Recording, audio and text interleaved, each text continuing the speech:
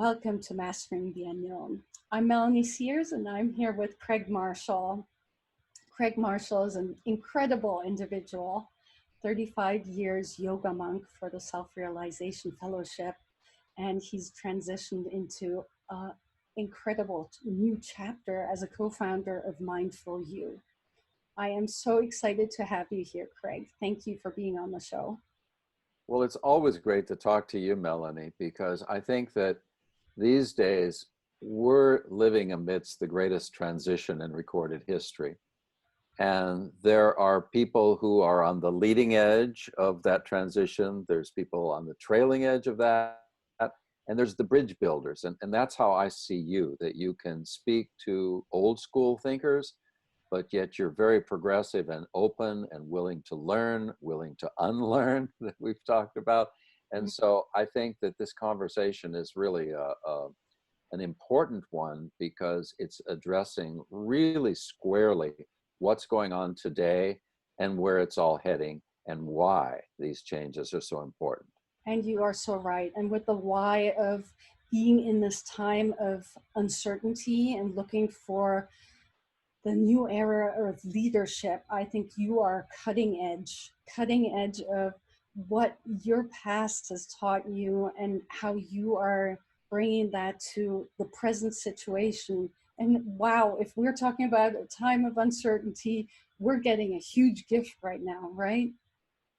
That's a great word that you're using, and that's the way I see it, because a lot of people are sort of retro in their consciousness, and they're thinking, well, when are we going to get back to work? When are we going to get back to normal, getting back, and I'm really focused on moving forward. And I think there's two fundamental ways to frame what's going on these days with all of this fear and uncertainty.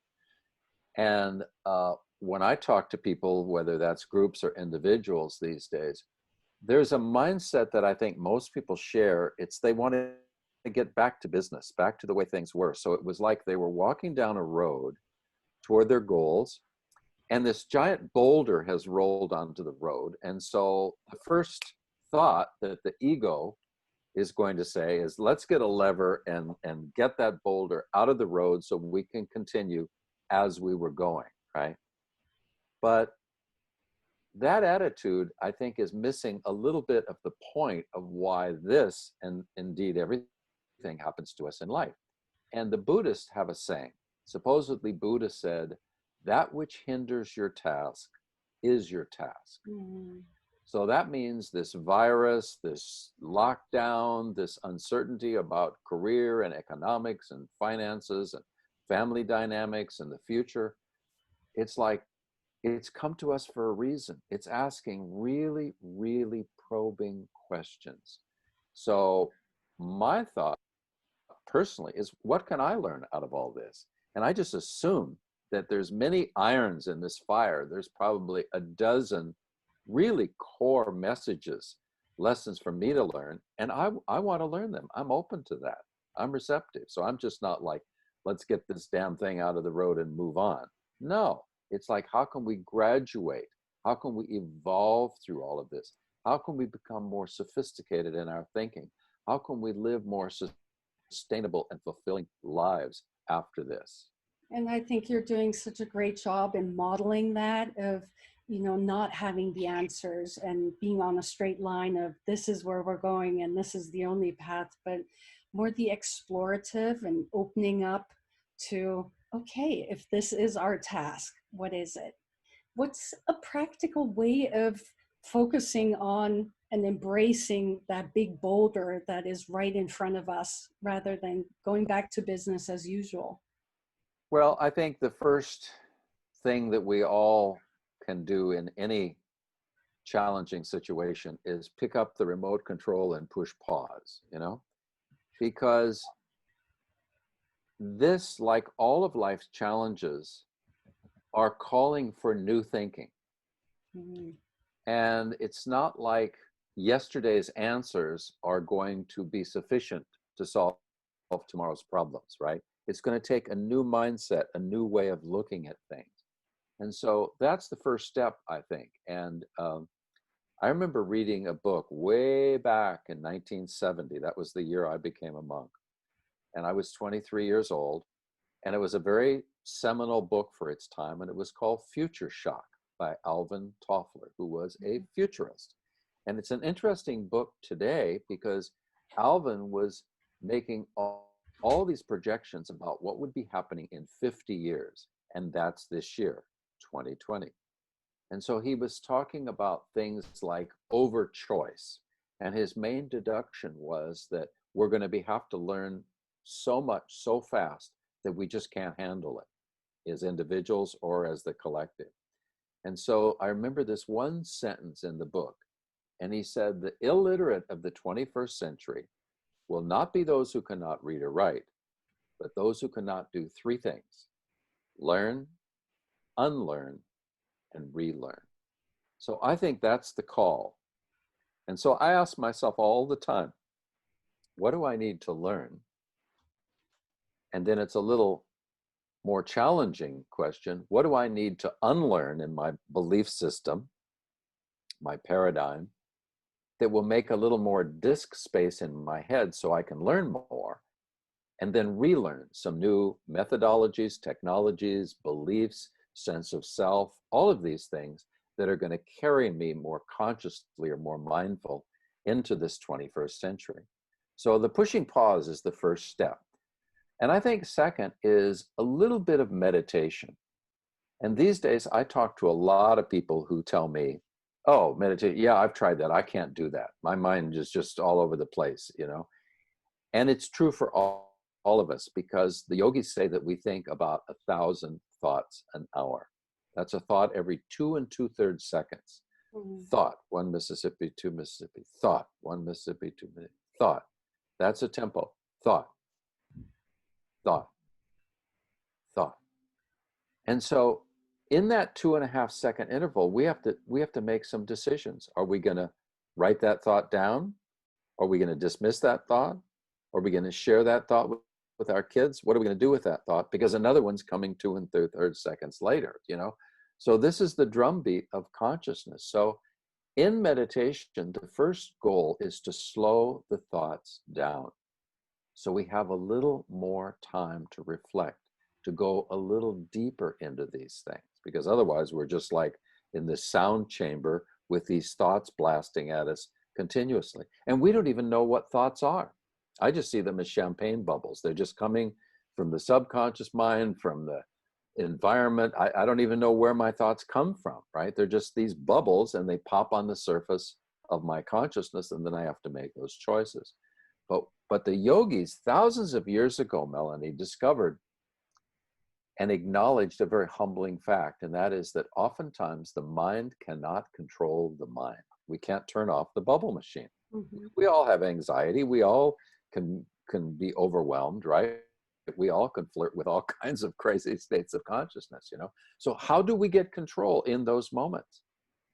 Well, the great yogic contribution is, one of them is the relationship between the breath and the mind. And so before we can meditate, we have to learn to concentrate. And before we can concentrate, we have to find enough motivation and methodology to really focus our minds. So that's why most meditation begins with some form of breath work. And if you want, sometime in the program, we can do a little guided meditation, and we can talk through some of that, because it is a scientific process. So absolute invitation to be experiential and dive right in, if that's... Okay, let's do that, because I think that will be very informative in terms of setting a context for what we're going to talk about. So if you're new to this, sit up straight with your back away from the back of the chair. Okay, so the spine is straight and isolated. Next thing is take your hands and place them at the junction of the thighs and the abdomen with the palms upturned. This pushes the shoulders back about 1.5 inches, which is very important, because you need a lot of oxygen. Because if you start this practice without enough oxygen, you'll slip into the subconscious, because you're sending signals to the mind. It's nap time, right? And we'll drift away. But we want to stay conscious. We don't want to go into the subconscious. So close the eyes, Okay. and uplift them just a little bit, and focus your attention between and just above the eyebrows. Yeah. Now keep your mind there. And first of all, let's take a couple of deep breaths together. Let's inhale slowly, completely. Exhale. Inhale. Exhale. Once more. Inhale. Exhale. Now keep your eyes closed and uplifted at the point between the eyebrows, but put your attention at the nostrils and just watch the breath coming in and going out. Don't make any effort to control it or to slow it. Just watch it with the same detachment that you would watch somebody else breathe. And while you're watching your breath, I'm going to tell you what's going to happen. First of all, as you watch the breath, it will slow down by itself. And the heart will slow down, and the thoughts will slow down. Now let's talk about the breath. Because when it slows down, here's the benefit of this. As the breath rate slows down, there's going to be a little bigger and bigger gap between inhalation and exhalation and inhalation. In between your breathing, as it slows down, that gap is going to enlarge. And in that gap is where your intuition will start to show up. You'll start to get access to deeper thinking. You're going to become receptive to inner guidance from your higher consciousness. You're going to feel a great peace, which isn't passive, but it's an intuitive knowing that everything was all right, everything is all right, and everything will always be all right, no matter what's going on outside. In the Bible, it talks about that peace which surpasseth all understanding. That's what they're talking about in the scripture. This is not only just a passive state of deep relaxation, it's a state of knowing, of clarity, of focus, of well-being. Your sense of self is going to shift. You're not going to be restless. You're not going to be superficial. You're not going to be in your ego. You won't be involved in the hubba hubba of life. You won't care what other people think about you. All of that normal everyday consciousness goes into the background, and you become your real and higher self. And this is just the beginning. So let's just watch the breath as it slows down for a minute.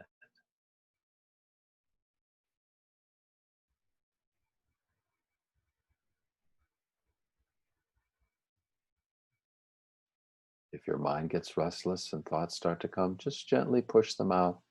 Go back to focus on the breath.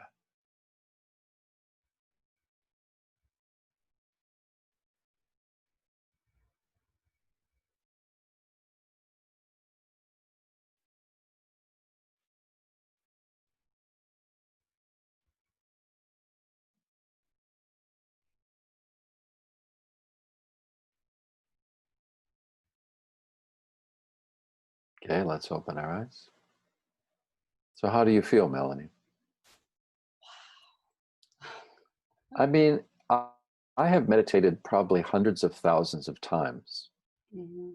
And every time I do just an initial little concentration technique like this kind of breathing exercise, I am amazed at how little it takes to make such a major shift in my consciousness. It's the same thing of like going outside your door at nighttime and looking up at the night sky. You simply cannot worry. It cannot be done because you have what? A bigger context. You're seeing a bigger picture. Oh, absolutely. And just your voice we'll need to put a disclaimer so that people don't listen to this while driving or doing all kinds of things.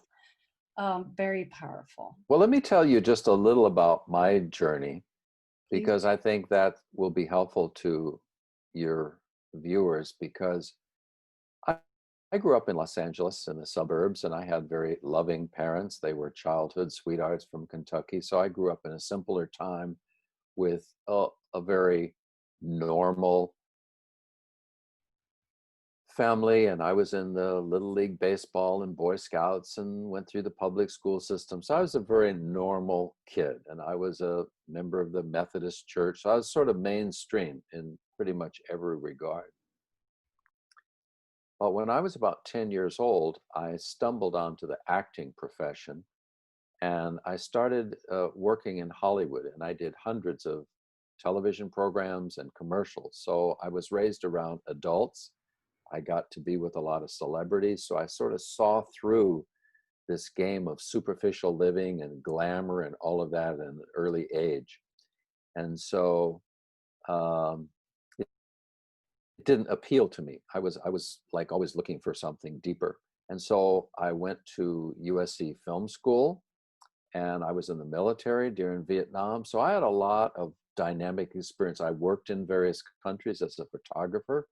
I worked in Egypt for a number of summers off and on. So I had quite a broad education.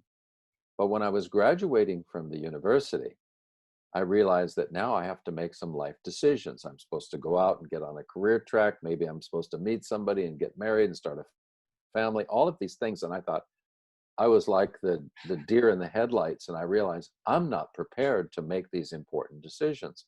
I'm restless, I'm superficial. This was hippie times. I was experimenting with drugs and looking for truth in a lot of crazy places. So I was very scattered. And then I started to get in touch with Eastern philosophy, and I read a book called Autobiography of a Yogi by Paramahansa Yogananda, which is a classic book in the field. And that really opened my eyes. And I thought, this is what I need. I need some more depth. I need to be purpose driven. I need to get more clarity. I need to have a vision for my life. And so I started meditating and attending services at a self-realization fellowship temple in Hollywood. And one thing led to another. And within a year, I had signed up to be a monk, which was a very strange thing. It was an intuitive calling. You know, it wasn't like a rational decision. I grew up in the Protestant church. We didn't even have monks and nuns, so I had no paradigm for any of that. What was that initial trigger that got you to that book? A student gave it to me, Mm. and I read it, and there was something about that book. And I remember years later, I met and became a mentor to George Harrison, the Beatle, and I remember I interviewed him once on video for Self-Realization Fellowship when I was a monk. And he gave away thousands of these books, you know, and he just said, there's just something about that book. And he says, when you read most books, you say, I'm not so sure about that. But he said, with this book, it was different. He said there was something about his heart.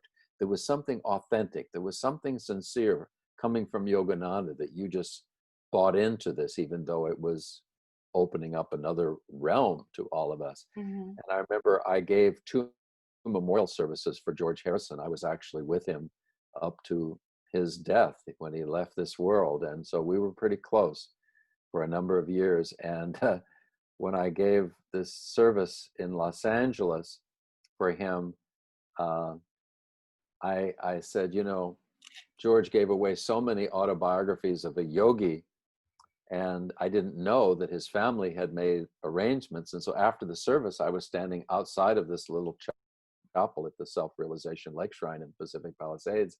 Mhm. And one of their family members was there handing a book to everybody that was coming out of the chapel. And one guy came to me, and he was a very famous record producer. And he got his book, and he came to me, and I was just, you know, greeting the people as they walked by and chatting with them a little bit. And he leaned over and he whispered to me, and he says, this is the fourth time George has given me the book. I'm finally going to read the damn thing. What a And I great thought, story. it's destiny, you know, what we're called to, what influences us. And so it's very personal. but it's a great read and it's a great introduction to Eastern philosophy. Mhm. But I went on my journey and I was a monk for 35 years and I made movies for the organization. I traveled the world lecturing on mindfulness and meditation. And for 15 years, I was in charge of training the youngest monks who came from all over the world. So I was very immersed in the culture. And yet I went through a midlife thing, as many people do. And I became so challenging and so I think once you go on the hero's journey and you get that personal clarity about what means the most to you, it takes you on a journey which is kind of solo. You know, you have to go into a wilderness, and anybody who's been through this process knows what I'm talking about. And it's just a karmic thing that draws you into your dharma, you know, which is a Sanskrit word of where you belong, what means the most to you, what your personal duty is. And again, it's a calling, it's not an intellectual exercise. So I am now a happily married fellow. I have a wonderful family, and I've started an organization called MindfulU, and we work with both organizations and individuals and even have certification programs. And we do a lot of one-on-one coaching. We do a lot of networking with people. So we're building out something that the world is really, really, I think, crying for in this new century. Craig, with all of that, what do you feel is really of essence right now for leaders, emerging leaders, individuals that are with this boulder in front of them? What is it that they can focus on? Well, I think the first thing is really empathy. And we had a class call just yesterday, and the subject was core communication skills. And in our teaching, the three core communication skills are listening, questioning, and storytelling. And Mm, if you and I, Melanie, took a course, even in listening, like a 6-week summer school class, you know, when we were in junior high school or something, that course, if we would have paid attention and absorbed it, would have changed our whole personal and professional life. absolutely. If The we would have taken a course in questioning to drive conversations deeper, that would have changed the course of our life. So all of these things are so important. But I think the first thing right now is empathy. And on this call yesterday about core communication skills, one of our participants in this group meeting said, you know, I talk to a lot of people. He's a general manager of a private club. And he said, but I don't talk to them assuming they're where I'm at with all of this, because he said people are in different places during all this because of their finances, where they live, their family situation, their prospects for the future, a lot of variables, a lot of unknowns. He said, so I sort of ping them and ask them questions about where they're at. And then in my communication, I start where they're at, not where I'm at. That's a great definition of empathy, because the assumption that the ego makes is that everybody's like me. Well, they're not. And so how do I tune in with people as a coach, you know? How do I really get into their head, you know, and speak their language and find out what they're ready to hear? And any good parent needs to do the same thing, right? absolutely. And And so that's the first step, is that empathy. And then I think the next step is that capacity to learn and unlearn. These are big things to me. And you know, I'm an older guy, but yet I think young. I'm very impressed with new thinking. I'm an open system. You know, I'm not going to get old. I'm not going to become a cynic. I'm not going to even plateau in my life. It can't happen, because if I was going to become an old man, I would have become an old man 15 years ago, you know? But it's like, I don't like being around older people that are stuck. I like being around progressive people, people who are open, people who want to dialogue about next steps, you know? Let's not talk about what we don't know. Let's talk about not what we do know, but what we don't know. I mean, that's fascinating to me, you know, because we all can go blah, blah, blah, you know, and go on and on and on. But what's the blue sky? What's the next step? What's the potential? That's what excites me. oh, just So when hearing I that formed this quote, company, Just Well, hearing that makes me all excited. Sorry, go ahead, well, Craig. I'm excited too, Melanie, and I've learned from you. I see you as a friend, as a colleague. I mean, I kind of have a pulse beat on you, and we have a lot in common. And that's why I really listen to you, is because I'm a lifetime learner. But when I first started this enterprise called MindfulU, and you can look it up, the website's now in a big transformation, but it's mindfulu.org. We've put in some very interesting things in there. And my business partner, who worked in the world of business and in the health and fitness part of it all, helping companies be more healthy and more environmentally friendly and so forth, he said, you know, how can we crunch down all of these things that you learned as a monk? And I said, well, basically it's practices, it's habits. It's not an intellectual, philosophical yak, yak, yak thing. It's like, how does it inform our life? How is it going to make lasting change? How is it going to create upgrades, you know, in my personal and professional life? So we came up with these 7 habits, and the first one is greater awareness. And Mm, that's the first word of mindfulness. Are we aware? And that's a big, big conversation. But the second is the power of purpose. Are we purpose driven? Are we in line with our personal life purpose? Or are we just trying to make money? Or are we just trying to survive? Or are we just kind of following the crowd? Or it's not visionary if we're not acting on purpose. And the next is inspired leadership. And every single person is a leader, because leadership, just to me, is influence. So whether you're a mom or a friend or you run a huge company, all of those are leaders, whether they know it or not. Then the question is, are you a conscious leader or an unconscious leader, you know, or somewhere in between? And then out of that comes culture and community, because environment is the water in which we're swimming. What is your environmental influence, and what is your influence on the environment? And when that becomes conscious, you can play a role instead of becoming passive or reactive or just part of the problem rather than the solution, which goes into the next habit, which is creativity and innovation. mm, And that's where the hero's journey comes into play, because when you try to create something new, there's going to be resistance. So it's like, how clear are you? How do you define your product? Who's your market? All of that. And that gets into change and transition.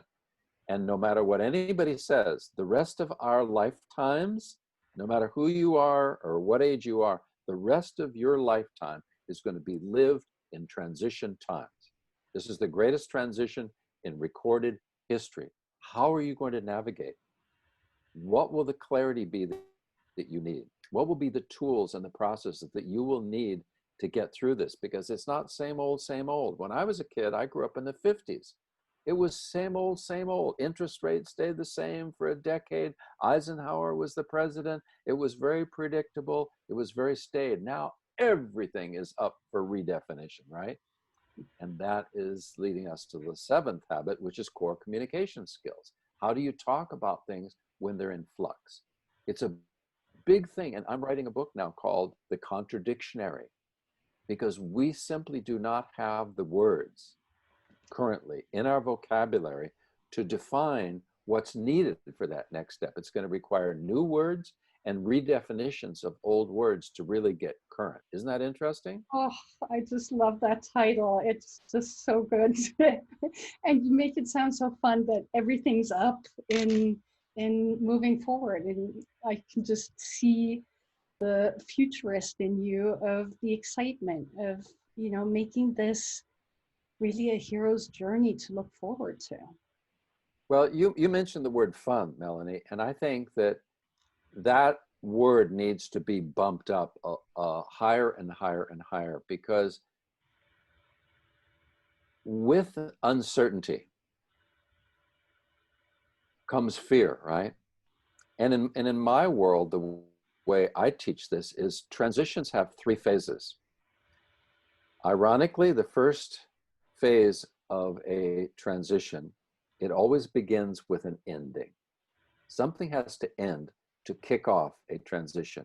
Mm. Usually that's the end of a relationship, the end of a job, the end of a sense of self, or in the case of this virus, an end of this feeling of safety and security and the known. right? That's all over. Nobody knows what's going to happen. Nobody knows the future. And it's like, when things come back, and they certainly will come back, they're going to be slightly different, right?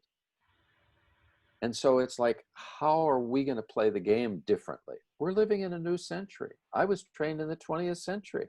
I'm old school, but I'm living now in the 21st century. It's going to require new skills, new communication, and most importantly, I think, a new sense of self. I need to grow up. There's no such thing as maturity. That word is a myth. That word needs redefinition. I remember when I was a kid, I thought, oh, when I'm 21, I'll be mature. Then when I was 21, I realized I don't know nothing. I'll be mature when I'm 35. Then you get to be 35, and you go, man, I'm just faking parenthood. I'm faking everything, still. When are we going to mature? You don't. You just keep learning and learning and learning. But that's the cool stuff, that's not embarrassing. That's just a reality check. Absolutely. How does the mindfulness profiling fit into all of this? Well, when people start either coaching as individuals with us or going through one of our programs, they're online, so forth, we find out some information about them, again, to find out what can they hear, what are they receptive to, what do they want, what are they afraid of, what is kind of the shape of their paradigm, right? So we can speak to them as directly as possible. But yet part of it is generic too. And so I think we all need to, first of all, get in a state of receptivity. That's why in every one of our online classes, after a very brief introduction, we do a 2-minute meditation just to ground all of us. Me too. I'm the presenter usually, but it's like, hey, I need this as much as anybody else. Time out, time out, time out. Because otherwise, what's going on? My agenda, my agenda. So I want to go to zero, and I want to tune in with my intuition and my higher self. And I really want to be calm. I want to be present. I want to get rid of distractions. And I want to be open to ideas whose time has come, right? I want to be receptive to what people are saying. I really want to hear them. I really want to ask deepening follow-up questions. Otherwise, it's just chit-chat on a superficial level and blah, blah, blah. And I think most people are tired of that. That's what our schooling was like. I don't know how much you learned in school or how different it was in Germany and America, but I learned precious little in school. I wasn't receptive, and they didn't, they were just like stuffing a sausage, right? They're giving me standardized stuff. But once in a while, I would get a teacher who would take an interest in me and say, hey, Craig, what do you think about this? And there would be a dialogue there, and it was like, man, I would light up, because then it was a co-creation, right? I was involved, I was motivated, it was personalized, and that's the kind of education that we're into, because all of our classes are not just preaching and teaching, they are interactive in that sense. So we put together groups of people, it's like mini mastermind venues, and we also do personal one-on-one coaching with them throughout the program, so they really buy into it, they're highly motivated. And so we recognized a long time ago that just reading an inspirational book, and I have a bookshelf that's probably as big as yours, with hundreds and hundreds of books, which have great information. And we've been to workshops, and, I know Tony Robbins, I know Deepak Chopra, I've known these people for decades. I've been on panel discussions with them. So I know what that world is all about. And it's great to go out to an inspirational weekend. But for me, it never stuck. I ran out of gas, and then I would read another book or go to another workshop. So what we have defined in our mindful program is ongoing support over a longer period of time. And it's a monthly subscription, but we actually have a 26-week certification program. And so people are going through that. And I've never seen people so excited and so interactive in their engagement with each other and with us as class leaders, and their prospects of future jobs is going off the chart because their sense of self has changed. And one fellow told me that he went on a job interview, and he had the recruiter or whoever he was talking to had his resume on his desk, and he says, I see here it says certified mindful professional. What's that all about? And he says, oh, I've been trained in these 7 habits, and he listed them. And he says, for instance, with core communication skills, he says, I know how to write an email that'll get an answer. I know how to deal with angry people. I know how to take conversations deeper in a conscious way, and on and on. And the guy just stopped him and he said, have you got a brother? We'll take 2 of you, you know? And that's when you have a mindful person. These are things that are not being taught in the school system, and I don't know why. It's so good that there is a place to go to that offers just that, to dive deeper into these 7 habits. Craig, you were so generous to offer 10 coaching sessions to our audience of the link that we'll supply somewhere down on the website for people to send in an email. And what are we asking them? I believe in karma, and I believe in destiny too. So it's like I'm anxious to meet people who are interested in meeting you, Melanie, and resonate with your message. So these people you can pick them and send me 10 people.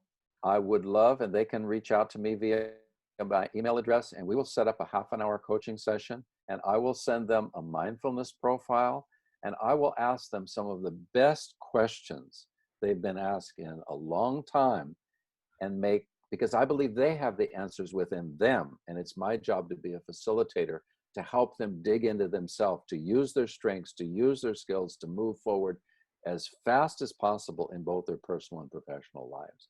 And I see this as a privilege. I see this as a service. And I really look forward to meeting those special people, Melanie. Craig, thank you so much. That's really incredible. To make the choice easier on me, I'm going to add an element of your habits around purpose. And purpose is the why. So maybe people can share in their email why mindfulness is important to them, or why they would like to have a coaching with you. And then I'll just kind of pick from that choices of having a bit rather than the first 10. Great.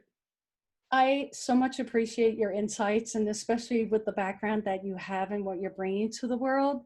It is exactly that of the learning, unlearning, and just, inspiring and getting, into that mindset of more tapping into that creative and mastering each unknown as the hero to face the next unknown. So we have the great paradox. As soon as we master the unknown, it becomes known. So we'll master the next. And it's an ongoing evolutionary journey. And you shed so much light on that. So thank you. Appreciate the time with us and the audience. Thank you, Craig. Well, great to be with you, Melanie. And I look forward to meeting as many of your people as possible, really. Okay. Okay. Nice to be with you. Okay. Bye. Bye.